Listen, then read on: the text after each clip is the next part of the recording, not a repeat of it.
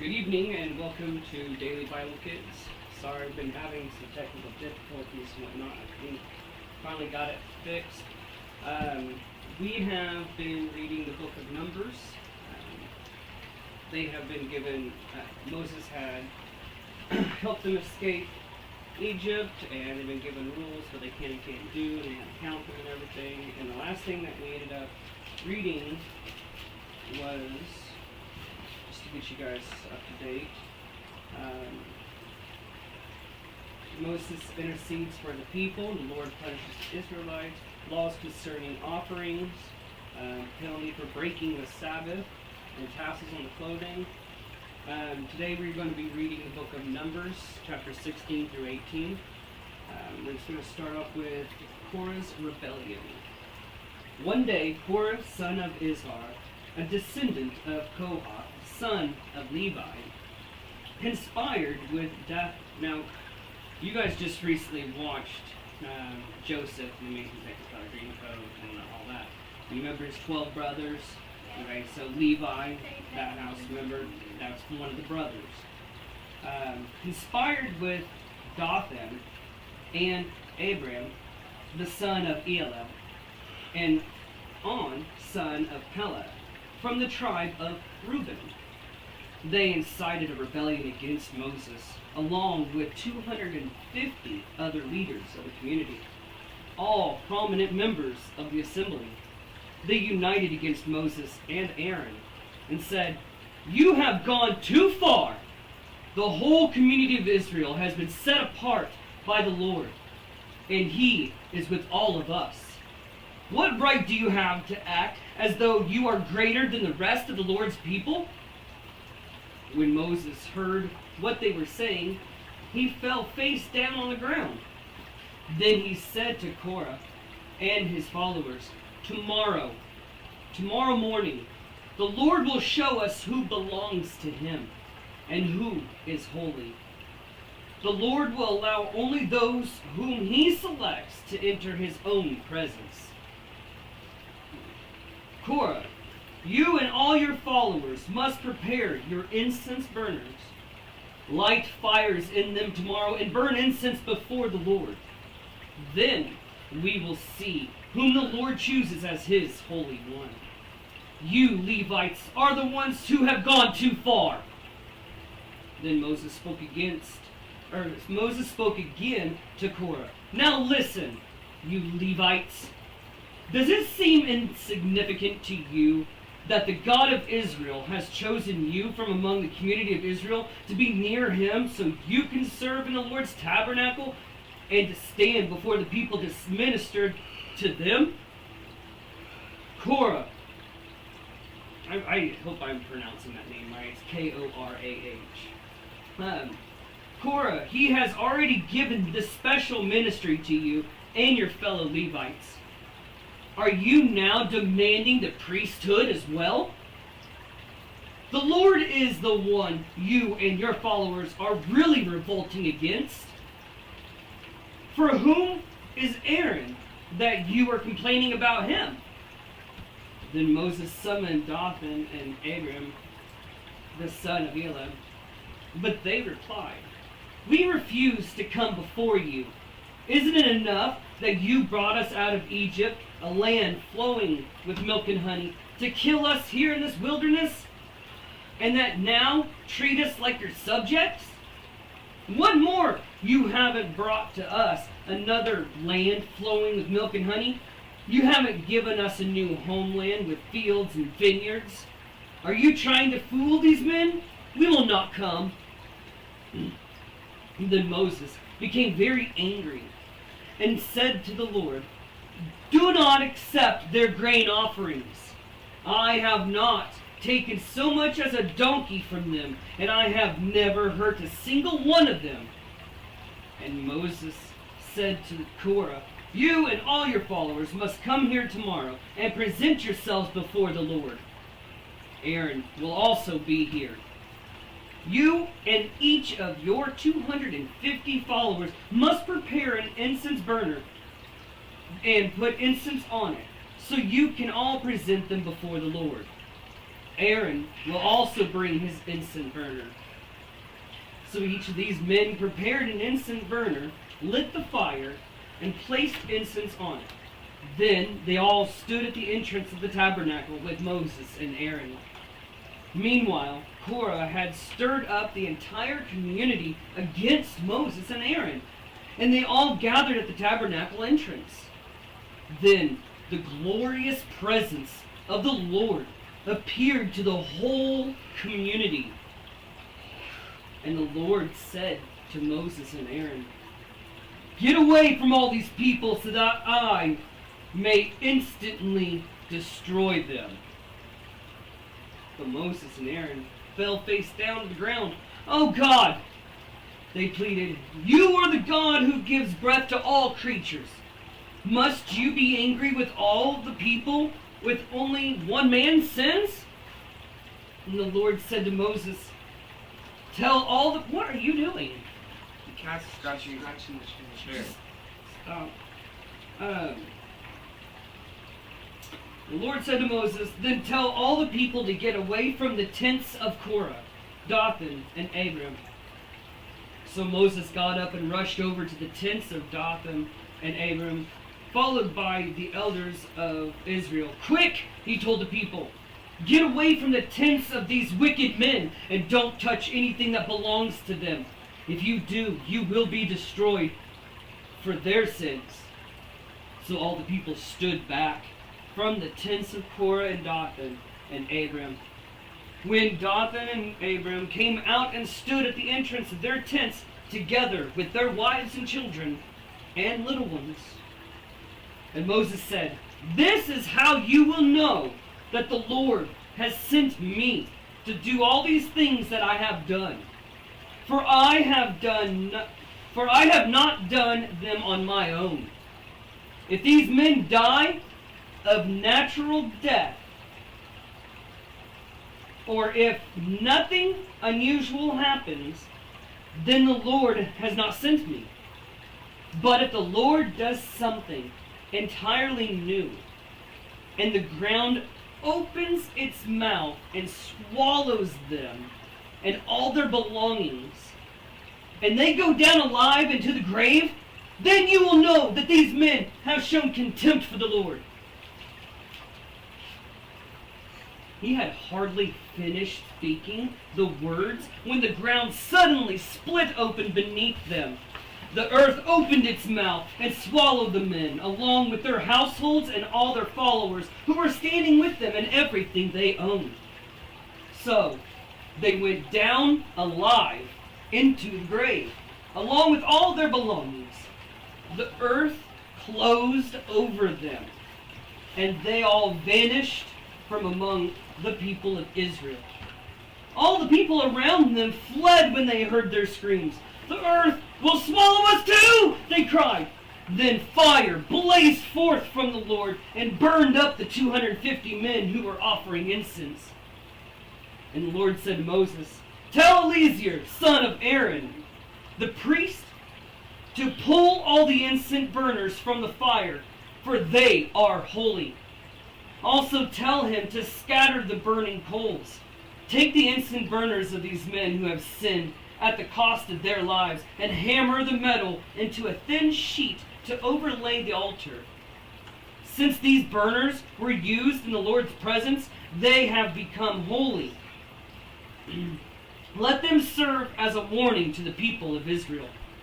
So Eleazar, the priest, collected the 250 bronze incense burners that had been used by the men who had died in the fire, and he hammered them into a thin sheet to overlay the altar. Will you please sit up? Thank you. This would warn the Israelites that no unauthorized person, no one who was not a descendant of Aaron, should ever enter the Lord's presence to burn incense. If anyone did, the same thing would happen to him as happened to Korah and his followers. So the Lord's instructions to Moses were carried out. But the very next morning, the whole community of Israel began muttering against Moses and Aaron, saying, You have killed the Lord's people." As the community gathered to protest against Moses and Aaron, they turned towards the tabernacle and saw that the cloud had covered it, and the glorious presence of the Lord appeared. Moses and Aaron came and stood in front of the tabernacle, and the Lord said to Moses, "Get away from all these people so that I can instantly destroy them." And Moses and Aaron fell face down on the ground, and Moses said to Aaron, "Quick, take an incense burner and place burning coals on it from the altar. Lay incense on it and carry it out among the people to purify them and make them right with the Lord. The Lord's anger is blazing against them. The plague has already begun." Aaron did as Moses told him and ran out among the people. The plague had already begun to strike down the people, but Aaron burned the incense to purify the people. He stood between the dead and the living, and the plague stopped. But 14,700 people died in that plague, in addition to those who had died in the affair involving Korah. Then, because the plague had stopped, Aaron returned to Moses at the entrance of the tabernacle. Any questions on that chapter? Chapter 17. Then the Lord said to Moses, "Tell the people of Israel to bring you 12 wooden staffs, one from each of the leaders of Israel, ancestral tribe, and inscribe each leader's name on the staff. Inscribe Aaron's name on the staff of the tribe of Levi. For there must be one staff for the leader of each of the ancestral tribe. Place these staffs in the tabernacle in front of the ark containing the tablets of the covenant where I meet you. Buds will sprout on the staff belonging to the man I choose. Then I will finally put an end to the people's murmuring and complaining against you." So Moses gave these instructions to the people of Israel, and each of the 12 tribal leaders, including Aaron, brought Moses a staff. Moses placed the staffs in the Lord's presence in the tabernacle of the covenant. When he went into the tabernacle of the covenant the next day, he found that Aaron's staff, representing the tribe of Levi, had sprouted, budded, blossomed, and produced ripe almonds off this dead stick. And only like one day? Is that what it Overnight. said? Yeah. When Moses brought all the staffs out from the Lord's presence, he showed them to the people. Each man claimed his own staff. And the Lord said to Moses, "Place Aaron's staff permanently before the Ark of the Covenant, to serve as a warning to rebels. This should put an end to their complaints against me and prevent any further deaths." So Moses did as the Lord commanded him. Then the people of Israel said to Moses, "Look, we are doomed! We are dead! We are ruined! Everyone who even comes close to the tabernacle of the Lord dies. Are we all doomed to die?" Any questions on that chapter? It was a short chapter. Chapter 18. Well, I mean, yeah, you're gonna die anyways. That's not the mindset you should. I know the shortest chapter in the Bible, but it's later on in the movie. Oh, yeah? I just can't know. What do you think it is? I believe it was either Jesus cried or Jesus Oh, you're talking about wept. you're talking about the shortest verse, Yeah, not chapter. Yes. verse. And you are right. Jesus wept. Oh, great. And don't ask me where it's at, because I am not good with numeracy. I try, but... Alright, chapter 18. These are going to be duties of priests and Levites. Then the Lord said to Aaron, the Lord said to Aaron, "You and your sons and your relatives from the tribe of Levi will be held responsible for any offenses related to the sanctuary. But you and your sons alone will be held responsible for violations connected with the priesthood. Bring your relatives of the tribe of Levi your ancestral tribe, to assist you and your sons as you perform the sacred duties in front of the tabernacle of the covenant. But as the Levites go about all their assigned duties at the tabernacle, they must be careful not to go near any of the sacred objects or the altar. If they do, both you and they will die. The Levites must join you in fulfilling their responsibilities for the care and maintenance of the tabernacle. But no unauthorized person may assist you. And you understand, because they're supposed to be holy, and God can't be around anything that's not holy. Okay? And if God tells you something to do, and you disobey that, that is a sin, and it makes you no longer holy. Okay? And he doesn't want him to die, so he's trying to warn him. Okay? So make sure you follow these instructions, otherwise I can't be by you. If I do, you're going to end up dying, and I don't want that. You understand? That's why there's all these rules kind of thing.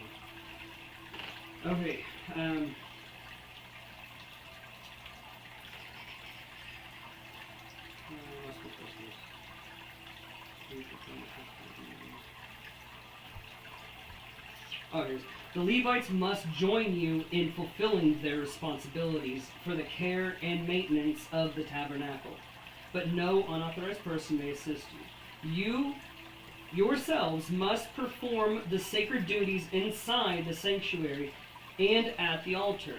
If you follow these instructions, the Lord's anger will never again blaze against the people of Israel. I myself have chosen your fellow Levites from among the Israelites to be your special assistants. They are a gift to you, dedicated to the Lord for service in the tabernacle. But you and your sons, the priests, must personally handle all the priestly rituals associated with the altar and with everything behind the inner curtain. I am giving you the priesthood as your special privilege of service.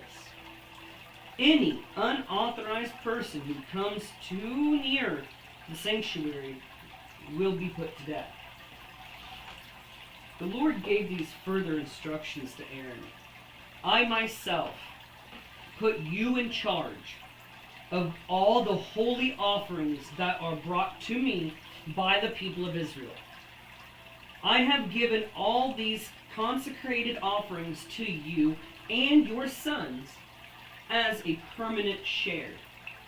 You are allotted the portion of the most holy offerings that is not burned on the fire. This portion of all the most holy offerings, including the grain offerings, sin offerings, and guilt offerings, will be most holy, and it belongs to you and your sons. You must eat it as a most holy offering. All the males may eat of it, and you must treat it as most holy. All the sacred offerings and special offerings presented to me when the Israelites lift them up before the altar also belong to you. I have given them to you and to your sons and daughters as your permanent share. Any member of your family who is ceremonially clean may eat of these offerings. I also give you the harvest gifts brought by the people as offerings to the Lord. The best of the olive oil, new wine, and grain. All the first crops of their land that the people present to the Lord belongs to you. Any member of your family who is ceremonially clean may eat this food.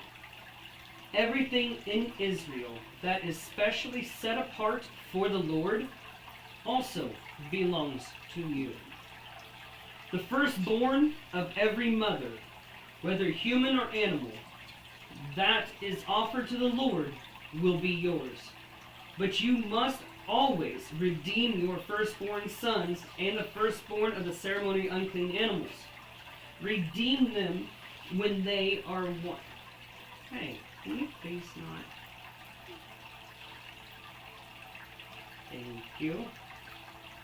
Redeem them when they are 1 month old. The redemption price is 5 pieces of silver, as measured by the weight of the sanctuary shekel, which equals 20 gerahs. And shekel, 2 ounces or 57 grams of silver. However, you may not redeem the firstborn of cattle, sheep, or goats. They are holy and have been set apart for the Lord. Let's just go ahead and say it. Thank you. Yes, I am. Wait. They are holy and have been set apart for the Lord. Sprinkle their blood on the altar and burn their fat as a special gift, a pleasing aroma to the Lord. The meat of these animals will be yours, just like the breast and right thigh that are presented by lifting them up as a special offering before the altar. Yes, I am giving you all these holy offerings that the people of Israel bring to the Lord. They are for you and your sons and daughters to be eaten as your permanent share. This is an eternal and unbreakable covenant between the Lord and you. And it also applies to your descendants. As the Lord said to Aaron, you priests will... I'm just thinking, unbreakable, eternal. And all the line point, well, it still ends up at Noah. No, that was after Noah. Yeah, so I wonder who's in the line of the 12 tribes, or for this tribe. I wonder how they're doing in life today. What? Well, that line. It says this is an eternal and unbreakable covenant between the Lord and you, and it applies to your descendants. The descendants part is what makes me think, as the line, because there's this tribe, okay, and it was what, Levi. So the bloodline. I'm wondering who the bloodline is today and how they're doing in life today. Probably like going off the old. No. Going off the old version. Anyway, so, and the Lord said to Aaron, you priests will receive no allotment of land or share of property among the people of Israel. I am your share and your allotment. As for the tribe of Levi, your relatives, I will compensate them for their service in the tabernacle. Instead of the allotment of land, I will give them the tithes from the entire land of Israel. From now on, no Israelite except priests or Levites may approach the tabernacle. If they come too near, they will be judged guilty and will die. Only the Levites may serve at the tabernacle, and they will be held responsible for any offenses against it. This is a permanent law for you, to be observed from generation to generation. The Levites will receive no allotment of land among the Israelites, because I have given them the Israelites' tithes, which have been presented as sacred offerings to the Lord. This will be the Levites' share. That is why I said they would receive no allotment of land among the Israelites. The Lord also told Moses, give these instructions to the Levites. When you receive from the people of Israel the tithes I have assigned as your allotment, give a tenth, 10% of the tithes you receive, a tithe of a tithe, to the Lord as a sacred offering. The Lord will consider this offering to be your harvest offering, as though it were the first grain of your own threshing floor, or wine from your own winepress. You must present 1/10 of the tithe received from the Israelites as a sacred offering to the Lord. Hey, can you not, please? This is the Lord's sacred portion, and you must present it to Aaron, the priest. Be sure to give to the Lord the best portions of the gifts given to you. Also, give these instructions to the Levites. When you present the best part of your offering, it will be considered as though it came from your own threshing floor or wine press. You Levites and your families may eat this food anywhere you wish, for it is your compensation for serving in the tabernacle. You will not be considered guilty for accepting the Lord's tithes if you give the best portion to the priest. But be careful not to treat the holy gifts of the people of Israel as though they were common. If you do, you will die. Any questions? Alright. Stick around tomorrow and we'll get on to the next section. Other than that, you guys stay awesome and God bless.